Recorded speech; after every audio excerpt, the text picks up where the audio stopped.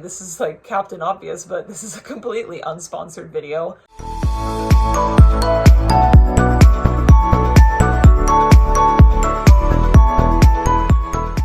Hey everybody, and welcome to my channel. Thank you for clicking on my link and joining me today. I don't say this often, but I feel very grateful for the small, very small little community I have here. I know people say that motherhood can be isolating and lonely a lot of the times, but compounding that is the fact that I live very rurally on the countryside of a foreign country. I just don't have anyone here. And I just wanted to say that if you are like me out there and I'm in your kitchen with you while you're doing just the normal mundane things, thank you for having me. I'm one of you, you're one of me, you're my people, so thank you for that. So the gist of this video is I just want to document what it was like trying to track my ovulation this cycle post-miscarriage.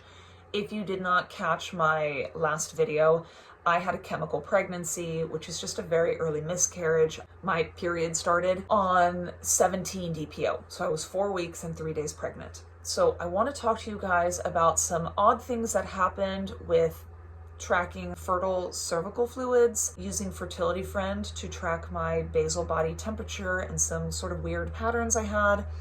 I want to talk about delayed ovulation, which I will show you guys right now, my live OPKs to bring you up to speed to today. And then I also want to talk to you guys about how I use resting heart rate to also track ovulation in conjunction with my basal body temperature. And I want to share with you guys my experience using the new Apple Watch Series 8 to track your basal body temperature. I want to show you guys my chart in Fertility Friend and just share with you guys my experience so far with using it. This is my first cycle doing it. So at the end of this video, we're going to cut to the end of my cycle. I'm only on cycle day 13 right now, and I expect to ovulate today. So I'll come back also in 2 weeks and ultimately show you guys what my whole cycle looked like, tandem tracking my basal temperature using an Apple Watch versus just a standard thermometer. In case you're in the market for buying a wearable, or you're curious to know, is this reliable? Is this accurate? That kind of thing. So right now I'm going to show you guys my live OPKs from cycle days 7 up until yesterday, cycle day 12. And as a context to all of this, on a normal, not post-miscarriage cycle, I always get my first positive OPK on either cycle day 9 or 10, and then I ovulate 24 hours later. So this has been my experience tracking OPKs post-miscarriage this cycle from cycle day 7 to 12. Here we go.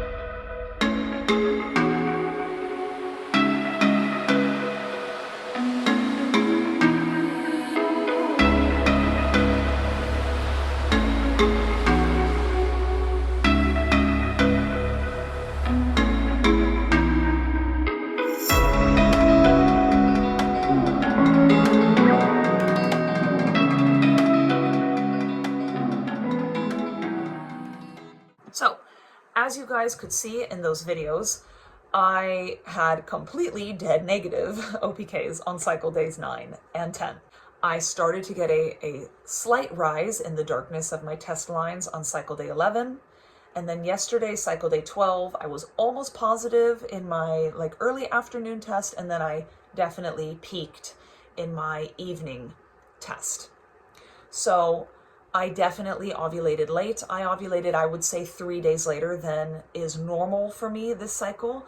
And I find that interesting because this was not my first chemical pregnancy. I have had 2 other chemical pregnancies. I had a loss in February of 2018, and then again in April of 2018 before we successfully conceived my second child later in April. So they were back-to-back chemical pregnancies. And with my February one, it was a very early loss. I think I was 4 weeks and 1 day pregnant. And I got my positive OPK, I think on cycle day 10 that day, or that next cycle. And then I ovulated 24 hours later. Totally normal cycle. Not delayed ovulation at all.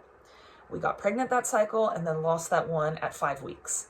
So then the third cycle, after the 5-week loss, my ovulation was delayed. I got my peak OPK on cycle day 12, and then I ovulated on cycle day 13. And I actually documented all of that in my early videos on this channel. So that was interesting for me. And if you're an early ovulator like I am, ovulating 3 days late feels like an eternity, especially when you have no idea what's going on. But I say all of that as a preface to the fact that I did not expect to have delayed ovulation this cycle at all. I had a very early loss, and it was my first loss. It was not like back-to-back losses. So it surprised me to see that my ovulation was delayed. Also interesting to see that it was delayed the same number of days as it was after my 5-week loss. Maybe that is interesting or useful information to any of you all out there who maybe are going through the same. There you go. But I also had some other odd fertility sign things go on this cycle, which I wanted to talk about. So we're going to dive into Fertility Friend. I am going to assume that you all are familiar with cervical fluids. CM is the abbreviation for that. I'm going to assume that you are familiar with basal body temping. If you're not, I will put a link to a video down below where I talk in depth about it, but you can just search anywhere on YouTube and figure it all out. I'm also going to assume you are familiar with Fertility Friend. So sorry if I'm making an ass of you and me by assuming those things, but this video would take forever if I explained everything. So here's my basal body temperature chart per Fertility Friend. I will talk about the different lines in a second, but just quickly I want to talk about my experience with other fertility signs. The first one being my experience with cervical fluids this cycle. It was very weird for me this time. Normally I'm very dry. I'm the type of person who needs to use lube. I'm just dry, okay? So I have to use pre-seed when we are trying to conceive. Typically, I only get just a little bit of EWCM, which is the very fertile cervical fluid that you get. I typically only get that on the day I get my positive OPK and on the day I ovulate. But this time I got it way early in my cycle, so that was abnormal for me. And in addition, another weird thing was I had patches of fertile CM, and then I had patches of non-fertile CM, which is what the C stands for. I'm not going to get into it, okay? Research it on your own. It's a little too TMI for me to talk about here. Even weirder though, I had days where I started out with the fertile type of CM and then ended the day with non-fertile CM. I had no idea how to even document it. That's never happened to me before. So I don't know what was going on with my hormones this cycle because I was getting all kinds of mixed signals, okay? Another odd thing that happened was I got a pretty deep dip. If you look at the dark blue line on my chart, that's my standard internal basal body temperature chart. I use the easy at home thermometer and I temp vaginally because I want to get as close to my core body temperature as possible. So if you look on cycle day 9, I had a steep dip. That is normal for me, especially on cycle day 9. And then I get my positive OPK on that day or the next day, and then I ovulate 24 hours later. But that did not happen this month. My OPKs were completely negative on those days, and my temp did not increase. I did not ovulate after that severe dip. So I just wanted to talk about those odd chart anomalies because that was my experience tracking my ovulation so far this cycle post miscarriage. Might be interesting to you all. Now I want to talk about tracking my temp using different things, tracking my resting heart rate, etc. So on this chart I have 3 line graphs. The first one, like I said, the dark blue line is just my standard internal basal body temperature chart. The purpley periwinkle light blue line at the bottom of my graph is my resting heart rate.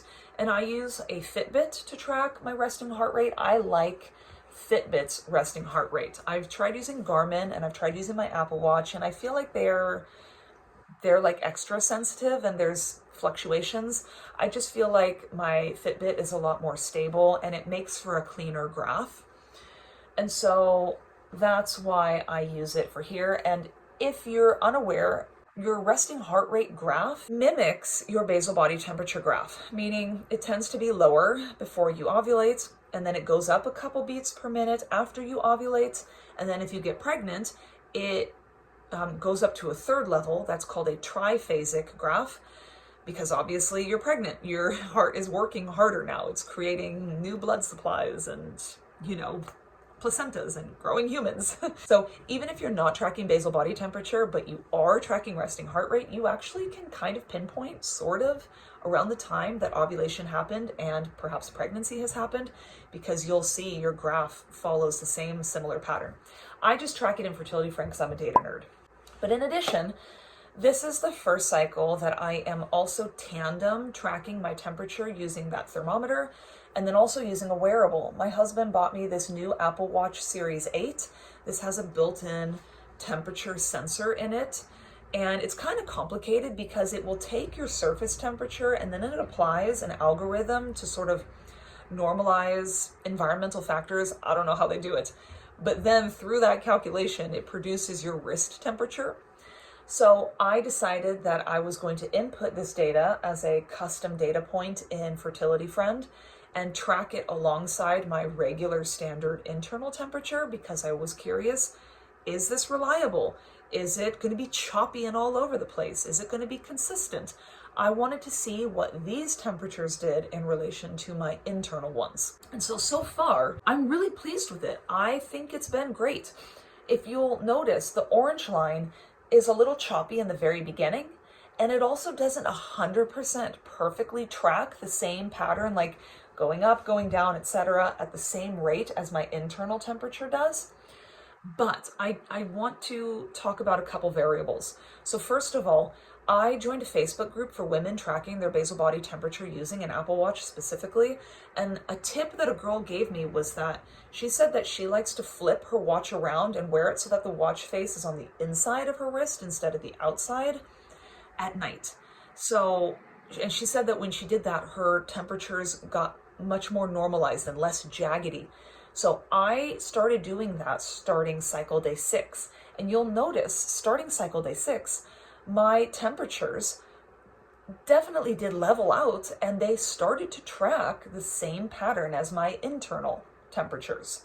So I thought that was very interesting. So ever since cycle day 6, I've been wearing the watch face on the inside of my wrist at night. Also a variable to consider, I did not track my basal body temperature using the thermometer at the same time every day this cycle, because I've been going up at different times in the morning. Usually somewhere between like 5 and 5:30 is like my normal time, but I'm getting up a lot at night right now with my 1-year-old. He's teething molars. So there might be some fluctuation in my standard temping and the way I'm getting a reading using that versus the way the Apple Watch takes your temperature. So there are some variables there to consider, but all in all, I really am pleased with this. I'm going to continue to tandem track for the next several cycles until I feel comfortable, like retiring the internal temping, because how cool would it be to just wear a watch at night and not have to think about waking up and taking my temperature? And hopefully we will be able to dive into a real trying to conceive cycle next month. We did not choose to try to conceive this cycle. My fertile window, well, what should have been my fertile window, was exactly when my husband started a brand new full-time job. He's now working full-time. And on top of that, he's balls deep in finals. He's been getting up at 4 a.m. to study, work a 10-hour day, come home, and then do group meetings all the way into the evening, like until 9 p.m., preparing for these presentations and stuff. We have not had the time, nor have we had the energy to do the thing. So we just decided we're going to skip this month. We're going to wait for him to get finals behind him, be done with school for the summer, and we'll just have a lot more time in future cycles to try to conceive. But for me also, I was very, very torn about trying this cycle because on the one hand, I'm super eager, but on the other hand, I'm almost 40 years old and I have not been on my supplements long enough yet. And I have not been making lifestyle adjustments for long enough yet to have actually meaningfully affected my egg quality. Coming off of the heels of a miscarriage, I really started to second guess myself. And I thought to myself, I could be saving time in the future and saving grief, if maybe I just spent one more whole month working on my fertility. So I have continued taking the supplements that I talked about in a previous video, and I have been focusing on diet. I've been making sure to get a lot of fresh leafy greens and vegetables into my diet. I have dedicated the cycle to making sure I drink 2 liters of water every day. I have my first liter here, and as you can see, I am needing to do some work on it because it is full. I also have been practicing meditation every night. When I go to bed, I put on my birthing playlist, which is my yoga playlist. I just love the songs on it. And for 15 minutes as I'm trying to go to sleep, I listen to this music and I just say nice things to myself. I say nice things to myself. I sort of quietly pray a little bit and, ask the universe, ask God, ask my body, nature, myself, ask for this blessing. I try to say positive affirmations to myself that I'm not old. Okay, I am old, but I'm strong, I'm healthy, I take care of my body. I think through all the things I am doing, I have been doing, how I live my life, how I treat my body, that I have the natural ability to conceive a healthy pregnancy and carry a healthy pregnancy. This is all woo, but it makes me feel good. And it reminds me to not stress so much and to sort of take it easy and have grace and to not be worried so much about my age. I am very eager right now to conceive another baby. I want it very badly. I have baby fever. My biological clock is screaming at me. So I use that quiet time every night to just speak nice things to myself, because even if it doesn't do anything scientifically, mentally it does. And I do believe that positivity and being positive, being hopeful, saying nice things to yourself, being good to yourself, having grace, I feel like these things have a very positive effect on our health, on our immune systems, and just on our mental state in general. None of this is bad. None of this can be bad. You know what can be bad? Stress. Stress, cortisol, inflammation, those things are horrible for trying to conceive and implant a baby and stuff. So those are the things I have been doing this cycle, just as a final note. So now let's flash forward to the end of this cycle. Let's see how my chart does, and hopefully we will feel primed and ready and young and fertile and fresh to maybe make a baby next month. So here we go. Hey everybody, and welcome to the end of this vlog. It is May 29th today, which makes me either 13 or 14 DPO. I'm going to talk about that in a second, but I am right now preparing lunches for everyone and thought I would just wrap up this vlog, and in particular my experience tandem tracking using I have it in my bra, a standard basal body thermometer, and also my Apple Watch. And so I will pop up my basal body temperature chart up here. I can't say I was very thrilled with the experience, but I also have to put a heavy disclaimer on here that my month this month has been very, very, very variable. And there's a lot of variables at play. First and foremost, at the beginning of this month, I was getting up 100 million times with my baby each night because his molars were coming in. But up until recently, I haven't been getting up at all. He's been sleeping through the night. I think the past 4 nights, he slept completely through the night. But for the past, 5 or 6 days, I've had a crazy, crazy, crazy head cold. I'm finally getting over it now, but that might have thrown a wrench in the plan. Honestly, like, my temperature still should have tracked in the same direction. I understand they're not going to be the same temperature because one is a wrist temperature and one is an internal core temperature. So like, okay, I can understand how one might be higher up and this one is like here, but I have way too many days on this chart where my temperature is like one is going up and one is going way down. And in particular, my Apple Watch, it's just so erratic. And I don't understand why. I don't understand what happened. It was erratic in the beginning and then it sort of normalized and then it just got completely erratic. It just, you know, it's going all over the place. And if I was not tandem tracking, I don't think I ever would have been able to confidently pinpoint ovulation just using my Apple Watch, because like, look at the cover line. I mean, my temperatures are all over the place. So I'm going to continue to tandem track for the next couple cycles, or for as long as this experiment TTC journey lasts, and we'll just see what happens. Also, just to say a weird thing, this chart says I ovulated on cycle day 12. Personally, I think that's wrong. Personally, I think I ovulated on cycle day 13. I had fertile CM up until cycle day 13. I had ovulation cramps on cycle day 13. I got my first positive OPK on cycle day 12, but I never ovulate the same day I get my first positive. And I didn't have like a strong lead up to it. I had a very obvious negative on cycle day 11. So I think my chart is wrong, but I also can't deny what my temperature did. So I don't know. This has been a really, really funky cycle. Another really odd thing that's happening right now is, as of yesterday, I've been spotting. I haven't been spotting before my period starts for a while now. It's just been a totally funky and bogus cycle through and through, and I am glad that we skipped it this month just to give my body a chance to kind of work the kinks out, because I feel like this is a very kinky chart. I am feeling otherwise very, very, very hopeful for next month. I just hope we can get the timing right and my husband and my schedules can align. We are in such a different station in life right now where we have to make sure schedules match up, and it's tricky. It was much easier trying for our other kids because we had a lot less variables, honestly, going on. So wish us luck, but I expect my period to start tomorrow because I only think I'm 13 DPO today. But we'll see. It's probably going to come tomorrow, maybe the next day. I highly doubt it's going to come today. But when that happens, we will start the next cycle video, and I can't wait to get that show on the road. So thank you for watching, and I'm going to continue to tandem track with my thermometer and everything. So if you're interested in seeing how the next couple cycles play out, stay tuned, hit like, subscribe, etc. And I will see you guys in the next one, okay? Bye!